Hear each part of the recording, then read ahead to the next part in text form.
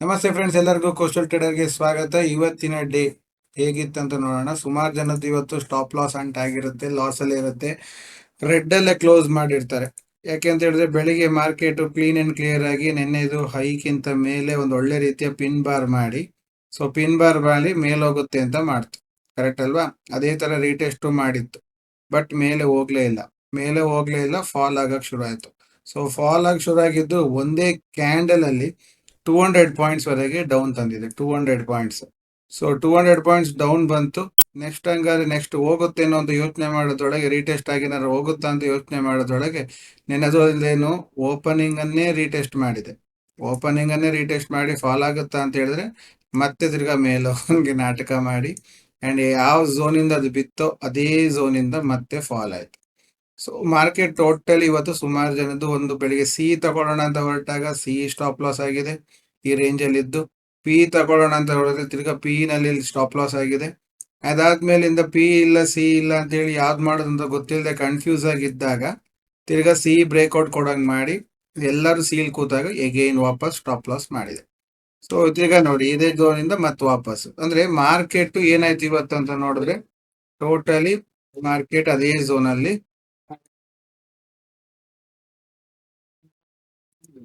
So market ಏನಾಗಿದೆ ಅಂತ ನೋಡಿದ್ರೆ ಮಾರ್ಕೆಟ್ ಅದೇ ಝೋನ್ ಒಳಗೇನೆ ಸ್ಟಕ್ ಆಗಿದೆ.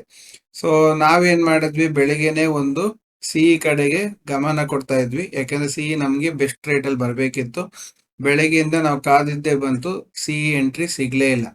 ಅದಾದ್ಮೇಲಿಂದ ನಾವು ಪಿ ಸೈಡ್ ಅಲ್ಲೇ ಕೂತ್ವಿ. ಸೊ ಪಿ ಸೈಡ್ ಕೂತಾಗ ಏನಾಯ್ತು, ಪಿ ಗೆ ಕರೆಕ್ಟ್ ಆಗಿ ನಾವು ಎಂಟ್ರಿ ಕೊಟ್ಟಿದೀವಿ 141ಗೆ. ಸೊ 141ಗೆ ಎಂಟ್ರಿ ಕೊಟ್ಟವರು ನಾವು ಟಾರ್ಗೆಟ್ ಅನ್ನ ಆಕ್ಚುಲ್ ಆಗಿ 180 ವರೆಗೆ ಇಟ್ಟಿದ್ವಿ. ಸೊ 180 ವಿತ್ ಇನ್ ಸೆಕೆಂಡ್ಸ್ ಅಲ್ಲಿ ಬಂತು. ಸೊ ಕಂಟಿನ್ಯೂ ಮಾಡಿದ್ರು ನೋಡಿ, 264 ವರೆಗೂ ಮಾರ್ಕೆಟ್ ಅನ್ನ ತಗೊಂಡೋಗಿದೆ. ಸೊ ಅಲ್ಲಿಗೆ ಸ್ಟೂಡೆಂಟ್ಸ್ ಬಿಟ್ಟಿದ್ದಾರೆ, ಅಂದ್ರೆ 225 ಲಾಟ್ಸ್ ಹಾಕಿದ್ದಾರೆ. ಜಸ್ಟ್ ಇಮ್ಯಾಜಿನ್ ಮಾಡಿ, ಪಾಸಿಟಿವ್ ಇರೋ ಮಾರ್ಕೆಟ್ ಅಲ್ಲಿ ನಾನು ಯಾಕೆ ಅದನ್ನ ಹೇಳ್ತಾ ಇದ್ದೀನಿ ಅಂದ್ರೆ, ಪಾಸಿಟಿವ್ ಇರೋ ಮಾರ್ಕೆಟ್ ಅಲ್ಲಿ ಪುಟ್ ಆಪ್ಷನ್ ತಗೊಬೇಕಂದ್ರೆ ಸ್ಟಡೀಸ್ ಮೇಲೆ ಎಷ್ಟು ಕಾನ್ಫಿಡೆಂಟ್ ಇರಬೇಕು. 225 ಲಾಟ್ ಹಾಕೋದಂದ್ರೆ it is not easy joke. 9 lot ಹಾಕಿ ಕೂತ್ಕೊಬೇಕು, ಕರೆಕ್ಟ್ ಅಲ್ವಾ?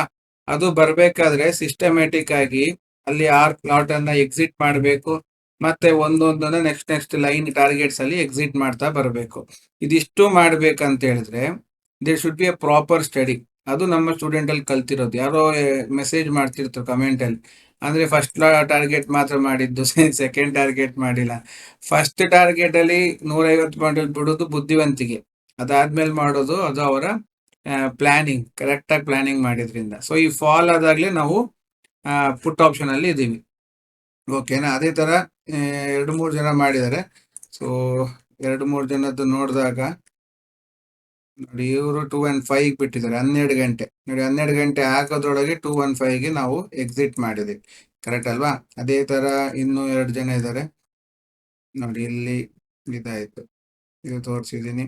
ನೆಕ್ಸ್ಟ್ ನೋಡಿ, ಇಲ್ಲಿ 141 ಇಂದ 153ಗೆ ಎಕ್ಸಿಟ್ ಆಗಿದ್ದಾರೆ.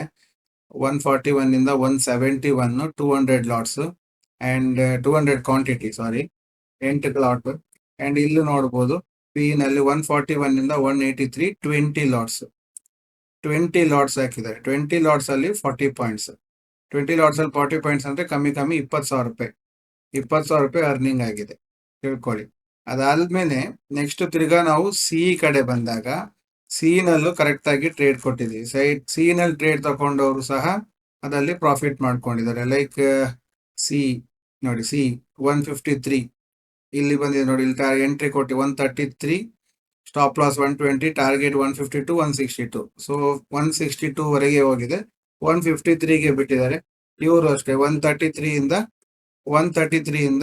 153 ಅಂದ್ರೆ ಇಲ್ಲೂ ಸಹ 20 ಪಾಯಿಂಟ್ಸ್. 20 ಪಾಯಿಂಟ್ಸ್ ಅಂದ್ರೆ ಎಷ್ಟಾಯ್ತು, ಇಲ್ಲೊಂದು 20,000 ರೂಪಾಯಿ, ಕರೆಕ್ಟ್ ಅಲ್ವಾ? ಅಲ್ಲ ಸಾರಿ, 10,000 ರೂಪಾಯಿ. 20 ಪಾಯಿಂಟ್ಸ್ ಅಂದ್ರೆ 10,000 ರೂಪಾಯಿ. 10 20 ಇವತ್ತು ಒಟ್ಟು 30,000 ರೂಪಾಯಿ ಕ್ಯಾಪ್ಚರ್ ಮಾಡಿದ್ದಾರೆ. ಇಲ್ಲಿಗ 40 ಪಾಯಿಂಟ್ಸ್, ಇಲ್ಲಿ 20 points, total 60 points in 20 lots. 20 lots ಅಂತ ಹೇಳಿದ್ರೆ 30,000 ರೂಪಾಯಿ ಇನ್ಕಮ್. 30,000 ರೂಪಾಯಿ ಇನ್ಕಮ್ ಅನ್ನ 2 ಟ್ರೇಡ್ ಅಲ್ಲಿ ಮಾಡಿದೀವಿ, ಕರೆಕ್ಟ್ ಅಲ್ವಾ? ಅಂದ್ರೆ ಯಾಕೆ ಹೇಳ್ತಾ ಇದ್ದೀನಿ ಅಂತ ಹೇಳಿದ್ರೆ, ಸ್ಟಡೀಸ್ ಇತ್ತಂತ ಹೇಳಿದ್ರೆ ಫಾಲ್ ಆದಾಗ ಪಿ ಸೈಡ್ ಅಲ್ಲಿ, ಗ್ರೋ ಆದಾಗ ಕಾಲ್ ಸೈಡ್ ಅಲ್ಲಿ ನಾವು ಇರೋದಕ್ಕೆ ಕರೆಕ್ಟ್ ಆಗುತ್ತೆ. ಸ್ಟಡೀಸಿಗೆ ಅದಕ್ಕೆ ನಾವು ಪ್ರಾಮುಖ್ಯತೆ ಕೊಡುವಂಥದ್ದು. ಮತ್ತೆ ಇನ್ನೊಂದು ಅಬ್ಸರ್ವ್ ಮಾಡಿ, ಇಲ್ಲಿ ಕರೆಕ್ಟ್ ಆಗಿ ನಮ್ ಲೈನ್ ಹತ್ರನೇ ಸಪೋರ್ಟ್ ತಗೊಳುತ್ತೆ, ಇಲ್ಲಿ ಲೈನ್ ಹತ್ರನೇ ರೆಸಿಸ್ಟೆನ್ಸ್ ತಗೊಳುತ್ತೆ. ತಿರ್ಗಾ ಮೇಲ್ ಹೋಗ್ಬೇಕಾದ್ರೆ ರೀಟೆಸ್ಟ್ ಅದೇ ಲೈನ್ ಹತ್ರನೇ ಮಾಡುತ್ತೆ. ಕರೆಕ್ಟ್ ಅಲ್ವಾ? ಇಷ್ಟು ಅಕ್ಯುರೇಟ್ ಆಗಿ ಯಾವ ಒಂದು ಸಪೋರ್ಟ್ ಅಂಡ್ ರೆಸಿಸ್ಟೆನ್ಸ್ ಲೈನು ಸಹ ಬರಕ್ಕಾಗಲ್ಲ. ಅಷ್ಟು ಅಕ್ಯುರೇಟ್ ಆಗಿ ಬರ್ತಾ ಇದೆ ನೋಡಿ. ಇಲ್ಲಿ ನೋಡಿ, ಪುಟ್ ಆಪ್ಷನ್ ನೋಡಿ, ಎಕ್ಸಾಕ್ಟ್ಲಿ 117 ಅಲ್ಲೇ ಸಪೋರ್ಟ್. ಕರೆಕ್ಟ್ ಅಲ್ವಾ? ಎಕ್ಸಿಟ್ ಆದ ಕ್ಲೋಸಿಂಗ್ ನೋಡಿ 229 ಅಲ್ಲೇ ಕ್ಲೋಸಿಂಗ್. ತಿರ್ಗಾ ಫಾಲ್ ಆದಾಗ ಎಕ್ಸಾಕ್ಟ್ಲಿ ಸೇಮ್ ಲೈನ್ 117. ಇದು ಇದೇನು ಈಗ ಹಾಕಿದ ಲೈನ್ ಅಲ್ಲ, ಬೆಳಿಗ್ಗೆನೆ ಹಾಕದಂತ ಲೈನ್. ಕಾಲ್ಸ್ ಅಲ್ಲಿ ನೋಡಿದ್ರೆ, ಕಾಲ್ಸ್ ಅಲ್ಲೂ ನೋಡಿ ಬೆಳಿಗ್ಗೆ ಎಕ್ಸಾಕ್ಟ್ಲಿ ಈ ಲೈನ್ ರೀಟೆಸ್ಟ್ ಮಾಡಿದೆ, ಈ ಲೈನ್ ಅಲ್ಲಿ ಸಪೋರ್ಟ್ ತಗೊಂಡಿತ್ತು, ಆಮೇಲೆ ಬ್ರೇಕ್ ಆದಾಗ್ಲೂ ಸಪೋರ್ಟ್ ನಮ್ ಲೈನ್ ಹತ್ರನೇ ತಗೊಂಡಿದೆ. ಅಂಡ್ ಅಗೇನ್ ಮೇಲ್ ಹೋಗ್ಬೇಕಾದ್ರೂ ರೀಟೆಸ್ಟ್ ಡಾಟ್ ಟು ಡಾಟ್. ಈಗ ಫಾಲ್ ಆದಾಗ್ಲೂ ನೋಡಿ ಸಪೋರ್ಟ್. ಅಂದ್ರೆ ಲೈನ್ಸ್ ಫಾರ್ಮುಲಾ ಇತ್ತಲ್ಲ, ಅಷ್ಟು ಅಕ್ಯುರೇಟ್ ಆಗಿದೆ. ಖಾಲಿ ಈ ಲೈನ್ಸ್ ಫಾರ್ಮುಲಾ ಯೂಸ್ ಮಾಡಿ ಕೆಲವರು ಟ್ರೇಡ್ ಮಾಡೋರು ಇದ್ದಾರೆ. ಅಂದ್ರೆ ಅವ್ರು ಹೇಗಂದ್ರೆ ಡೈರೆಕ್ಷನ್ ತಗೊಂಡು ಈ ಲೈನ್ ಅಲ್ಲಿ ಎಂಟ್ರಿ, ಈ line stop loss, next line target, ಈ ರೀತಿ ಟ್ರೇಡಿಂಗ್ ಮಾಡೋ ಸ್ಟೈಲ್ ಅಲ್ಲೂ ಟ್ರೇಡ್ ಮಾಡೋರು ಇದ್ದಾರೆ. ಒಬ್ಬೊಬ್ರು ಒಂದೊಂದು ಸ್ಟೈಲ್, ಆ ಸ್ಟೈಲ್ ಇದು ಯೂಸ್ ಆಗುತ್ತೆ. Okay, coming to the point. ಈಗ ನಾವು 1 ಅವರ್ ಝೋನ್ ಮಾಡ್ತೀವಿ. ಹಂಗಾರೆ ನಮ್ಗೆ ಇವತ್ತು 1 ಅವರ್ ಝೋನ್ ಅಲ್ಲಿ ಏನಾಯ್ತು ಅಂತ ನೋಡೋಣ. ಸೊ 1 ಅವರ್ ಝೋನ್ ಅಲ್ಲಿ ನೋಡಿದಾಗ 1 2 3 4 ಕರೆಕ್ಟ್ ಅಲ್ವಾ? 4 ಕ್ಯಾಂಡಲ್. ಇದನ್ನ ಉಲ್ಟಾ ಹಾಕಿದ್ರೇನೆ ಕರೆಕ್ಟ್ ಆಗಿ ಬರುತ್ತೆ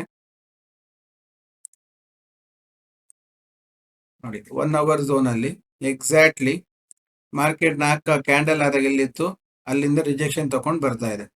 ರಿಜೆಕ್ಷನ್ ತಗೊಂಡು ಬಂದಿದ್ದು ಎಲ್ಲಿವರೆಗೆ ಹೋಗ್ಬೇಕು? ಬ್ಲ್ಯಾಕ್ ಇಂದ ರಿಜೆಕ್ಷನ್ ತಗೊಂಡು ಬಂದಿದ್ದು ಬ್ಲ್ಯಾಕ್ ವರೆಗೆ ಬರಬೇಕು. ಸೊ ಮೇಲ್ಗಡೆ ಹೋಗ್ತಾ ಇಲ್ಲ. ಸೊ ಮೇಲ್ಗಡೆ ಹೋಗ್ತಾ ಇಲ್ಲ ಅಂದ್ರೆ ಬ್ರೇಕ್ಔಟೇ ತಗೊಬೇಕು. ಸೊ ಬ್ರೇಕ್ಔಟ್ ತಗೊಂಡಿದ್ದು ಫುಲ್ ಅಂಡ್ ಫುಲ್ ಫಾಲ್. ಎಲ್ಲಿವರೆಗೆ ಫಾಲ್ ಆಗಿದೆ? ಆಕ್ಚುಲ್ ಆಗಿ ಇಲ್ಲಿವರೆಗೆ ನಮ್ಮ ಎಕ್ಸ್ಪೆಕ್ಟೇಷನ್ ಇದು ಸ್ವಲ್ಪ ಎಕ್ಸ್ಟ್ರಾ. ಯಾಕೆಂದ್ರೆ ಇಲ್ಲಿ ಇವ್ರದ್ದು ಸ್ಟಾಪ್ ಲಾಸ್ ಇರುತ್ತೆ. ಸ್ಟಾಪ್ ಲಾಸ್ ಇಲ್ಲಿ ಲೋನ್ ಅಲ್ಲಿ ಇಟ್ಟಿರ್ತಾರೆ. ಆ ಸ್ಟಾಪ್ ಲಾಸ್ ಅಂಟ್ ಮಾಡಿದ್ರಿಂದ ಇದೊಂದು ಜಾಸ್ತಿ ಬೌನ್ಸ್ ಬರುವಂತದ್ದು. ಸೊ ಇಲ್ಲಿಂದ ಬಂತು, ತಿರ್ಗಾ ಮತ್ತೆ ವಾಪಸ್ ಮೇಲೆ ಹೋಗ್ಬೇಕಾದ್ರೆ 1 ಅನ್ನ ರಿಟೆಸ್ಟ್ ಮಾಡಿ ಹೋಗಿದೆ. ಸೊ 1 ವರೆಗೆ ಬರಬೇಕು. ಬಟ್ ಈ ಝೋನ್ ಅಲ್ಲೇ ಮಾರ್ಕೆಟ್ ಸುಮಾರು ಹೊತ್ತು ಇದ್ದಿದ್ರಿಂದ ಈ ಝೋನ್ ಅಲ್ಲೇ ಮಾರ್ಕೆಟ್ ರಿವರ್ಸ್ ಆಗಿದೆ. ಕರೆಕ್ಟ್ ಅಲ್ವಾ? ಸೊ ಇಲ್ಲಿಂದ ಇಲ್ಲಿವರೆಗೆ ಸಿ, ಇಲ್ಲಿಂದ ಇಲ್ಲಿವರೆಗೆ ಪಿ. ಯಾಕೆ ಬರಲ್ಲ? ನೀವು ಕೊಟ್ಟ ಸೆಟಪ್ ಅಲ್ಲೂ ಬರುತ್ತೆ, ನಾವು ಮಾಡ್ತಿರೋ ಸೆಟಪ್ ಅಲ್ಲೂ ಬರುತ್ತೆ. ಕರೆಕ್ಟ್ ಅಲ್ವಾ? ನೀವು ಬೇರೆ ನ್ಯೂಸ್, ಬೇರೆ ಸ್ಮಾರ್ಟ್ ಡೇಟಾ, ಆ ಡೇಟಾ ಈ ಡೇಟಾ ಅಂತ ನೋಡಕ್ ಕೂತ್ರೆ ನೀವು ಟೋಟಲಿ ಕನ್ಫ್ಯೂಸ್ ಆಗ್ತೀರಿ. ನೀವೊಂದು ಸೆಟಪ್ ಇಟ್ಕೊಂಡು ನಿಮ್ ಸೆಟಪ್ಗೆ ಅದನ್ನ ಸೆಟ್ ಮಾಡ್ಕೊಂಡು ಕೂತ್ರಿ ಅಂತ ಆದ್ರೆ ಖಂಡಿತವಾಗ್ಲೂ ನಿಮಗೆ ಆ ಟ್ರೇಡ್ ಬಂದೇ ಬರುತ್ತೆ. ಅದು ಬಿಟ್ಟು ಯಾವುದೇ ಕಾರಣಕ್ಕೂ ಅದು ಮಿಸ್ ಮಾಡಲ್ಲ. ಸೊ ನೀವೊಂದು ಸೆಟಪ್ ಅನ್ನ ನೀವು ರೂಲ್ಸ್ ಮಾಡ್ಕೊಂಡು ಡಿಸಿಪ್ಲಿನ್ ಅಲ್ಲಿ ಕೂತ್ಕೊಂಡು ಮಾಡ್ಬೇಕು. ಜನ ಏನ್ ಮಾಡ್ತಾರೆ, ಕನ್ಫ್ಯೂಸ್ ಆಗ್ತಾರೆ. 15 ಮಿನಿಟ್ಸ್, ಮೊನ್ನೆ ಯಾರೋ ಒಬ್ರು ಹೇಳ್ತಿದ್ರು, ಯಾರೋ ಒಬ್ರು ಹೇಳ್ಕೊಟ್ಟಿದ್ದಾರೆ ಸರ್, 15 ಮಿನಿಟ್ಸ್ ಕ್ಯಾಂಡಲ್ ಗ್ರೀನ್ ಆಯ್ತಂತ ಆದ್ರೆ ನೀವು ಕಾಲ್ ಸೈಡೇ ಕೂತ್ಕೊಳ್ಳಿ, ಇವತ್ತು ಫುಲ್ ಡೇ 3 ಗಂಟೆವರೆಗೂ ಕಾಲಲ್ಲಿ ಹೋಗುತ್ತೆ ಅಂತ ಹೇಳಿದಾರಂತ. ಎಲ್ಲೋಯ್ತು? ಇಲ್ಲ ಅಲ್ವಾ? ಅದೇ ತರ ನಿನ್ನೆ ನೋಡಿ ರೆಡ್, ಅವ್ರು ಹೇಳ್ದಂಗೆ ಏನಾದ್ರು ರೆಡ್ ಅಂತ ಹೇಳಿ ಪುಟ್ ಸೈಡ್ ಅಲ್ಲೇ ಕೂತಿದ್ರೆ ಫುಲ್ ಲಾಸ್. ಅದಕ್ಕಿಂತ ಮೊನ್ನೆ ನೋಡಿ ರೆಡ್ ಪುಟ್ ಸೈಡ್ ಬರ್ಲೇ ಇಲ್ಲ. ಕರೆಕ್ಟಾ? ಇದು ಇಲ್ಲ, ಏನೇನೋ ಟೆಕ್ನಿಕ್ಸ್ ಗಳನ್ನ ಹೇಳ್ಕೊಡ್ತಾರೆ. ಅದು ಯಾವ ಟೆಕ್ನಿಕ್ಸ್ ವರ್ಕ್ ಆಗಲ್ಲ. ಆಗುವಂತ ಟೆಕ್ನಿಕ್ಸ್ ಅನ್ನು ಹೇಳಿದ್ರೆ ವರ್ಕ್ ಆಗುತ್ತೆ. ಕರೆಕ್ಟ್ ಅಲ್ವಾ? ಸೊ ಇದು 1 ಅವರ್ ಝೋನ್ ಅನ್ನೋದು ನಿಮ್ಮ ಅಟ್ಲೀಸ್ಟ್ ನಿಮ್ಗೊಂದು ಡೈರೆಕ್ಷನ್ ಕ್ಲಿಯರ್ ಆಗುತ್ತೆ, ಎಲ್ಲಿವರೆಗೆ ಹೋಗುತ್ತೆ, ಎಲ್ಲಿವರೆಗೆ ಬರುತ್ತೆ, ಏನ್ ಮಾಡ್ಬೋದು ಅನ್ನೋದನ್ನ. ಸೊ ಇದನ್ನ ಅರ್ಥ ಮಾಡ್ಕೊಳ್ಳಿ. ನೀವು ಇದನ್ನ ಸ್ವಲ್ಪ ಆದಷ್ಟು ಬ್ಯಾಕ್ ಟೆಸ್ಟ್ ಮಾಡಿ ಕಲೀರಿ. ಆಮೇಲೆ ಡೌಟ್ಸ್ ಗಳಿದ್ರೆ ಕಮೆಂಟ್ ಅಲ್ಲಿ ತಿಳಿಸಿ, ನಾವು ಅದಕ್ಕೆ ಉತ್ತರ ಕೊಡ್ತೀವಿ. ಅದನ್ನ ತಿಳ್ಕೊಂಡು ನೀವು ಮಾಡಿ, ಸೊ ದಟ್ ನೀವು ಒಳ್ಳೆ ರೀತಿಯಲ್ಲಿ ಇನ್ಕಮ್ ಮಾಡಬಹುದು. ಇಲ್ಲ ನಾನು ನಿಮ್ಮೊಟ್ಟಿಗೆ ಕಲಿತೀವಿ ಅಂದ್ರೆ ಬನ್ನಿ, ನಮ್ಮೊಟ್ಟಿಗೆ 1 ವರ್ಷ ಇರಿ. 1 ದಿವಸದಲ್ಲೆಲ್ಲ ಕೋರ್ಸ್ ಕೊಡೋದೇ ಇಲ್ಲ, 1 ವರ್ಷ ಬೇಕು ನಮ್ಮೊಟ್ಟಿಗೆ ಇರ್ಲಿಕ್ಕೆ. 1 ವರ್ಷ ನಮ್ಮೊಟ್ಟಿಗೆ ಇದ್ರಿ ಅಂತ ಆದ್ರೆ ನಿಮ್ಮನ್ನ ಇಂಡಿಪೆಂಡೆಂಟ್ ಟ್ರೇಡರ್ ಮಾಡುವಂತ ಜವಾಬ್ದಾರಿ ನಮ್ದು. 1 ವರ್ಷಕ್ಕೆ ನಮ್ದು ಏನಿದೆ ಫೀಸ್ ಅಂತ ತಗೊಂಡ್ರು ದಿನಕ್ಕೆ 100 ರೂಪಾಯಿ ತರ ಅಷ್ಟೇ. 1 ವರ್ಷಕ್ಕೆ ನೀವು ನಮ್ಮೊಟ್ಟಿಗೆ ಇರ್ತೀರಿ, ದಿನಕ್ಕೆ 100 ರೂಪಾಯಿ ಅಂದ್ರೆ ಆವರೇಜ್ ಆಗಿ 25,000 ಇದೆ 1 ವರ್ಷಕ್ಕೆ. ಸೊ 1 ವರ್ಷಕ್ಕೆ 25,000ದಲ್ಲಿ ನಿಮಗೆ ಈ ಆರೆಂಜ್ ಲೈನ್ ಫಾರ್ಮುಲಾ ಬರುತ್ತೆ. ಆಮೇಲೆ ನಮ್ಮೊಟ್ಟಿಗೆ 1 ಇಯರ್ ಇರ್ತೀರಿ. ಸೊ 1 ಇಯರ್ ಇರೋದ್ರಿಂದ ನೀವೇನ್ ಕಲಿತೀರಿ? ಸೊ ನೋಡಿ, 1 ದಿವಸದಲ್ಲಿ ನಿಮ್ಮ ಫೀಸ್ ಅನ್ನ ರಿಕವರಿ ಮಾಡ್ಕೊಬಹುದು. ನಿಮ್ಗೆ ಟ್ರೇಡಿಂಗ್ ಅಲ್ಲಿ ನಿಮ್ಮ ಮೈಂಡ್ ಸೆಟ್ ಕ್ಲಿಯರ್ ಇತ್ತು ಅಂತ ಹೇಳಿದ್ರೆ 1 ದಿವಸದಲ್ಲಿ ರಿಕವರಿ 30,000 ರೂಪಾಯಿ. ಅಥವಾ ಇದೇ ನೋಡಿ ಎಷ್ಟಾಯ್ತು, 40 ಪಾಯಿಂಟ್. 40 ಪಾಯಿಂಟ್ ಅಂದ್ರೆ ಕಮ್ಮಿ 6,000 ರೂಪಾಯಿ ಆಯ್ತು. ಕರೆಕ್ಟ್ ಅಲ್ವಾ? 6,000 ಹತ್ತತ್ರ ಬಾಕಿದೆಲ್ಲ ಸೇರಿದ್ರೆ ಒಂದು 7,000 ರೂಪಾಯಿವರೆಗೆ ಬಂತು. ಒಂದು 2-3 ಟ್ರೇಡ್ ಅಲ್ಲೇ ನೀವು ರಿಕವರಿ ಮಾಡ್ಕೊಬಹುದು. ದುಡ್ಡೇನ್ ದೊಡ್ಡ ವಿಷಯ ಅಲ್ಲ, ಕಲಿಯೋ ಮನಸ್ಸು ಬೇಕು. ಕಲಿಯೋ ಮನಸ್ಸಿದ್ದು ಕೂತ್ರೆ ಟ್ರೇಡಿಂಗ್ ಖಂಡಿತವಾಗ್ಲೂ ಬರುತ್ತೆ. So all the best. ಎಲ್ಲರೂ ನಿಮ್ಮ ಡಿಸಿಷನ್ ಮಾಡಿ. ಡಿಸೆಂಬರ್ ಮುಗಿತಾ ಇದೆ, ಜನವರಿ ಹೊಸ ಇಯರ್ ಬರ್ತಾ ಇದೆ. ಸೊ ಹೊಸ ವರ್ಷದಲ್ಲಿ ಒಂದು ಹೊಸ ಸಂಕಲ್ಪ ಮಾಡ್ಕೊಂಡು ಕೂತ್ರಿ ಅಂತಾದ್ರೆ ಖಂಡಿತವಾಗ್ಲೂ ಒಳ್ಳೆ ರೀತಿಯಲ್ಲಿ ಇನ್ಕಮ್ ಮಾಡ್ಬೋದು, ಲೈಫ್ ಸ್ಟೈಲ್ ಅನ್ನ ಚೇಂಜ್ ಮಾಡ್ಕೊಬಹುದು ಅಂತ ಹೇಳ್ತಾ ಇವತ್ತಿನ ವಿಡಿಯೋ ಕಂಪ್ಲೀಟ್ ಮಾಡ್ತಾ ಇದ್ದೀನಿ. Thank you friends.